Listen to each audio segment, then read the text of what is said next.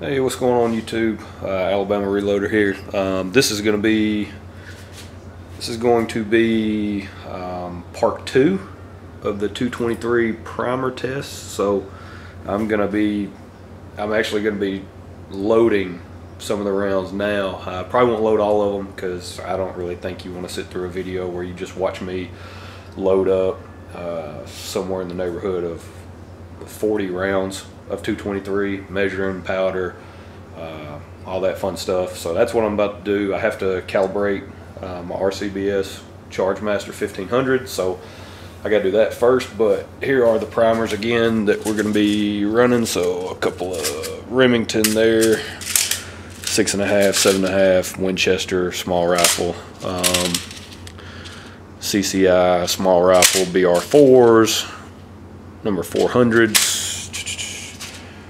the AR small rifle gold medal match, the normal small rifle gold medal match, and then just your standard small rifle from Federal. So fun stuff there. I've got to get the Chargemaster. I gotta get it calibrated, so that's just gonna take me a second.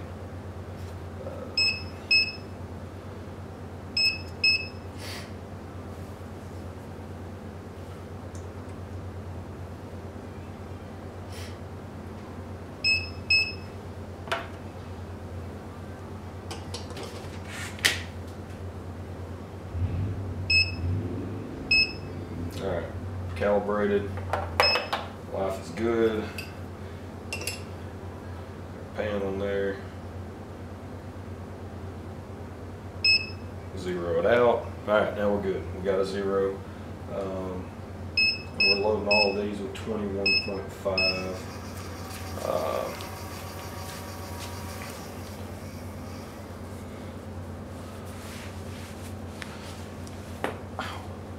My knee just popped. So yeah, so I'm only gonna run through a few of these. I don't want this video to be like extremely long. I don't really see the point in it. Just kind of giving y'all an update. I've got to get let's see, I've got to get 40 rounds, actually 35 more is what I need to get loaded up, because I've already got 5 that I had loaded up previously. These bad boys right here. So yeah, so that's one that's I've got 5 that are loaded up.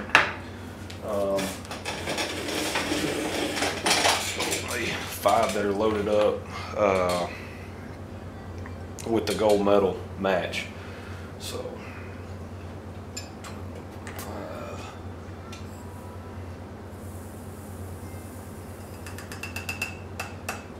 And I've got to get a new funnel. I like this one, it's okay, but I'm looking at getting the Lyman, their funnel that they came out with, the little set that has the inserts and all that fun stuff. Really nice funnel set there, so wouldn't mind getting one of those, because 223 is just the problem with it. With this universal funnel from Lyman, the issue is the case mouth almost fits through the funnel, right? So every now and then, if you're not careful, you just got to really pay attention. There shouldn't be any space, you shouldn't have any, but every now and then, if you've got some grains of powder that hang up or something, and you take the funnel up, then they're going to drop and not go in the case. So you just have to pay attention to what you're doing there. So.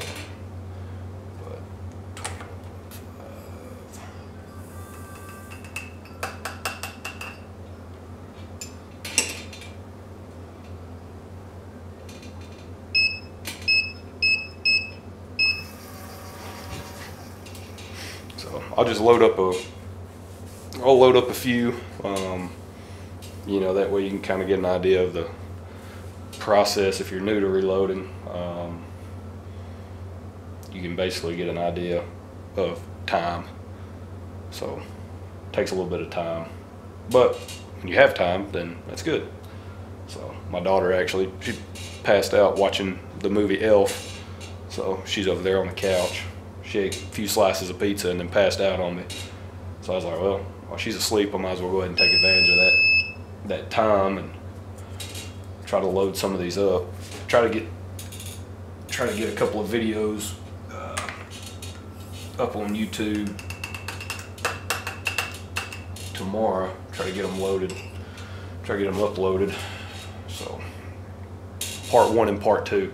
I was only going to do this this 223 primer test. I was only going to do 2 parts on the videos, but I think I'm just going to do 3 parts. I think, you know, first video where I just talk about what I'm trying to accomplish with the primer test. We're going to just be checking, see if we have any, you know, the velocities, and we're going to be shooting everything through the chronograph. So we'll see what the groups look like, what the velocities look like. Same powder weight or same powder charge, shooting benchmark. So, which if you go and you look in the Lyman manual, I think it's the latest and greatest, and the Hornady manual, they don't have benchmark listed as a powder. So you just go to Hodgdon, go to their loading data on their website. That's where I pulled the load information from. And typically when I load, just kind of an FYI, I'm not going for max velocity. I don't really have that in mind when I load. For me, what I'm trying to accomplish when I reload is find a charge that delivers good results in terms of accuracy and is on the low end of the scale in terms of the grain weight for the powder. Very rarely, I don't load even close to max on anything I shoot, to be honest with you, and that's by design, so that's by choice. Just because you can doesn't mean you should, right? Typically that's the way I operate when it comes to reloading. Maybe not every aspect of life, but when it comes to reloading and dealing with something that can potentially be dangerous, I try to stay as close to the minimum on the starting charge as possible. So now, I mean, if somebody wants, you know, if I have a buddy or somebody that I'm loading for, they want me to load them a little bit hotter, hey, that's on you at that point, you know, but it is what it is. I try to stay close to the minimum. I'm not chasing velocity, so I'm chasing group size and what performs best out of my rifle at a reasonable charge toward the low end of the scale. And I have to tap the funnel because some of the powder hangs up, so that's kind of annoying, but it is what it is. So okay, so we've got some of those. We've got a few of these. We got a few of those loaded up with powder, so let's kind of move more to the press side of things.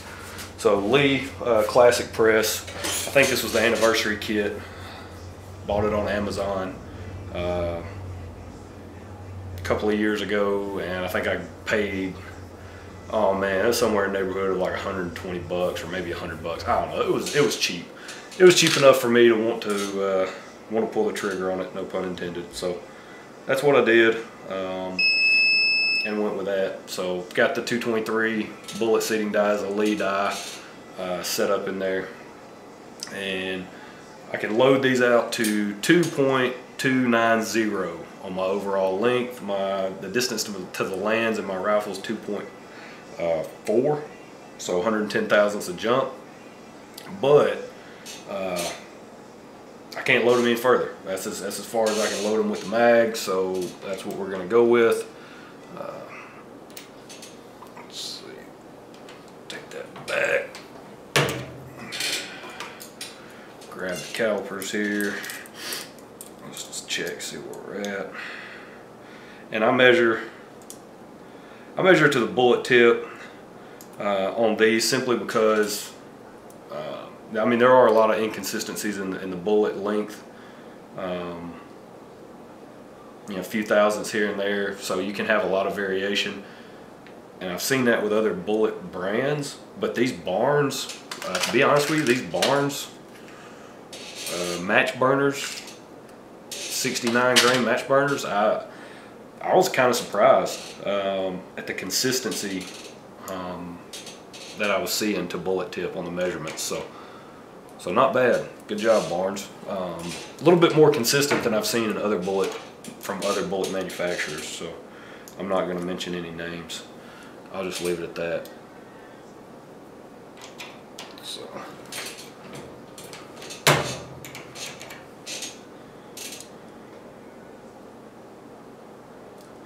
All right, so we're at 2.295.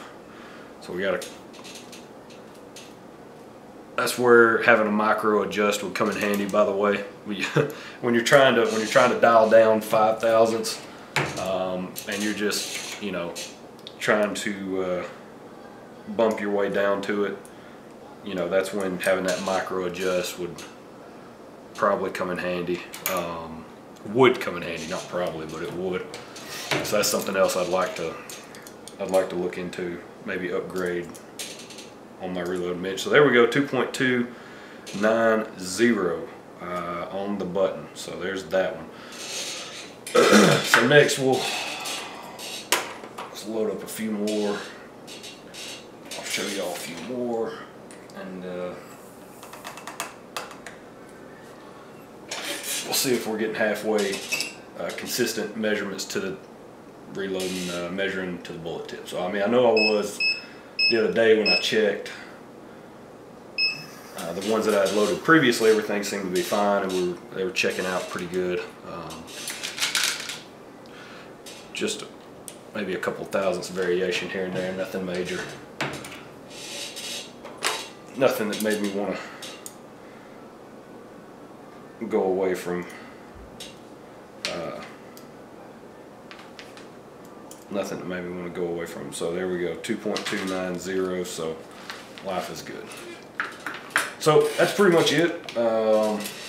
That's it in a nutshell. So there we go. Now I'm gonna work on loading up the other 35 to go with the 5 I already had loaded, and then